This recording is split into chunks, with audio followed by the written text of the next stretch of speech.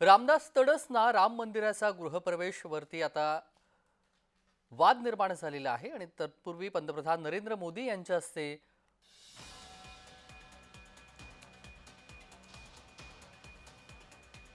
वर्ध्याच्या देवळीतील राम मंदिरातील ही धक्कादायक घटना आपण पाहतोय। प्रवेश नाकारल्यानं देवळीतील गावकऱ्यांनी संताप व्यक्त केलेला आहे। गावकरी संतप्त झालेले आहेत। रामदास तडसांना राम मंदिराच्या गर्भगृहामध्ये प्रवेश नाकारलेला आहे। वर्ध्याच्या देवळीतील राम मंदिरातील ही धक्कादायक घटना समोर आलेली आहे।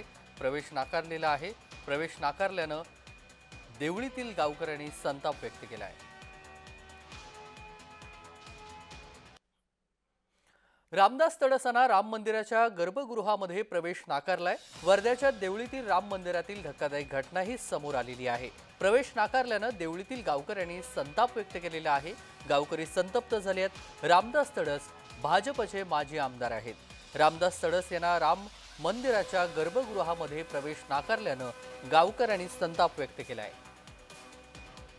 आणि या सगळ्या संदर्भात सविस्तर माहिती जाणून घेऊया। प्रमोद पानबुडे आपले प्रतिनिधी या क्षणाला जोडले गेलेले आहेत। प्रमोद, काय नेमका प्रकार आहे? राम मंदिराच्या गर्भगृहामध्ये प्रवेश नाकारलेला आहे आणि याच मुद्द्याला धरून गावकऱ्यांनी संताप व्यक्त केलेला आहे। सविस्तर तपशील।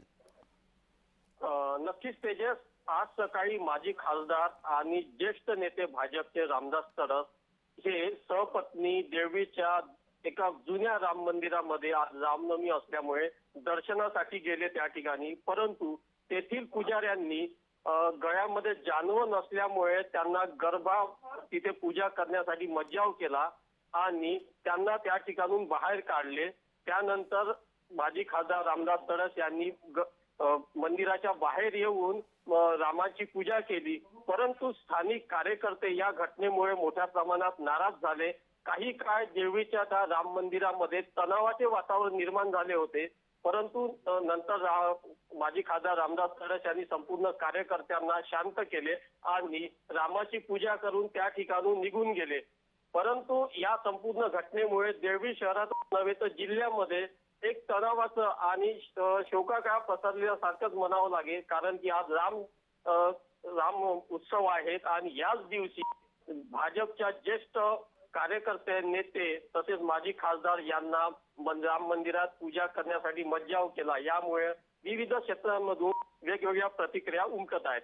तेजस, आपण पाहतोय रामदास तडस यांना प्रवेश नाकारलेला आहे, मात्र रामदास तडस यांचं नेमकं ह्या सगळ्या प्रकारावरती काय म्हणणं आहे आणि मंदिरामध्ये अशा पद्धतीचे नियम याआधी लागू करण्यात आलेले आहेत की फक्त रामदास तडस आले म्हणूनच त्यांना हा प्रवेश नाकारलाय? प्रमोद, नक्कीच या अगोदर असा कुठलाही प्रकार जिल्ह्यामध्ये घडलेला नाही आहे, परंतु पहिल्यांदाच देवळीच्या राम मंदिरामध्ये असा प्रकार घडलेला आहे आणि या संदर्भात आम्ही त्यांच्याशी चर्चा करण्याचा प्रयत्न केला, परंतु त्यांनी सांगितलं की जे पुजाऱ्यांनी केलं ते योग्य आहे।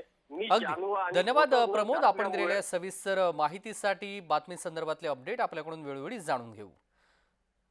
स्वतः माजी खासदार रामदास तडस आपल्या सोबत जोडले गेलेले आहेत। रामदासजी, आपल्या सोबत हा सर्व प्रकार आज घडलेला आहे, काय नेमका हा प्रकार घडलेला आहे आणि तुम्ही ज्यावेळी गेलात त्यावेळी कुणी तुमचा प्रवेश नाकारलेला आहे? सविस्तर सांगा। मी सकाळी 10 वाजता माझी मिसेस आणि माझे कार्यकर्ते 5-10 कार्यकर्ते होते, त्यावेळी राम मंदिरामध्ये राम जन्म होता त्या ठिकाणी दर्शनाकरिता गेलो होतो। आणि म्हणजे 40 वर्षापासून मी जात राहतो। माझं गावात आहे, माझ्या गावात ते मंदिर आहे आणि त्या ठिकाणी गेल्यानंतर मंदिराच्या आत गेलो आणि दरवर्षी मी गाभाऱ्यात जाऊन आणि सर्व जनता गाभाऱ्यात जाऊन पूजा करत असते। मी यावर्षी सुद्धा गेलो, पण तिथले ट्रस्टी जे होते ते पुजारी होते, ट्रस्टी होते। मी पहिल्यांदाच त्यांना पाहिलं 40 वर्षाच्या काळात। त्यांनी ते आज याला मनाई केली। मी त्यांना विचारलं का मी 40 वर्षापासून इथे येतो आणि आज तू कसा नाकारून राहिला? तरी सांगितलं का मी इथला ट्रस्टी आहे आणि मी सर्वांना सांगितलं की तुम्ही दर्शन घ्या, आज कुणी यायचं नाही। म्हणलं हे संयुक्त नाही आहे। एकीकडे देशाचे प्रधानमंत्री नरेंद्र मोदींनी राम मंदिराची निर्मिती अयोध्येला करून या राम भक्तांना एक न्याय मिळवून दिला आणि एकीकडे तू 155 वर्षाची ज्या मंदिराची परंपरा आहे त्या मंदिरामध्ये दर्शन घेण्याकरिता जनतेला मनाई करतं. आज तू माझा अपमान केला, उद्या जनतेचा अपमान करते. माझा अपमान मी समजत नाही, पण या माझ्या देवीतल्या जनतेचा अपमान आहे की ते वर्षानुवर्ष या मंदिरामध्ये जाऊन रामाचे दर्शन घेत असतात. परंतु या नाकारण्याचं कारणच मला काही समजलं नाही. आणि त्यावेळेस थोडासा वाद निर्माण होत होता, पण मी सर्वांना सांगितले की वाद निर्माण करू नका. आज रामनवमीचा दिवस आहे आणि मी सर्वांना शांत करून त्या ठिकाणी तुरुणात दर्शन केलं आणि निघून गेलो. मला वाईट एवढंच वाटलं का एवढं होत असताना सुद्धा त्यांना म्हणजे थोडंसं वाईट वाटलं नाही.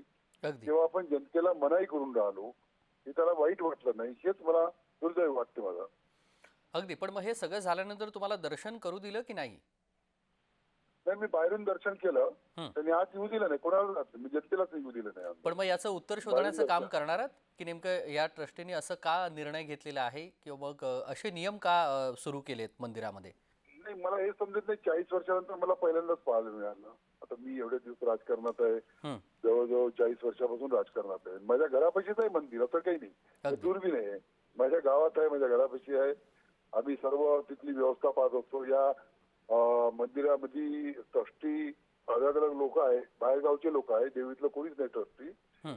आणि 200 एकर जमीन होती, या लोकांनी 150 एकर जमिनी विकून टाकली. त्या देवस्थानची व्यवस्था बरोबर नाही आहे. आम्ही सर्व वर्गणी करून आज म्हणजे दरवर्षी रामनवमीचा कार्यक्रम करतो, तिथली पूजा करतो. अगदी. पण मात्र इथले ट्रस्टी करत नाही. हा ट्रस्टी पुण्याला राहते, आज आला आणि वाद निर्माण करून निघून गेला. अगदी. धन्यवाद रामदासजी, आपण दिलेल्या सविस्तर प्रतिक्रियेसाठी.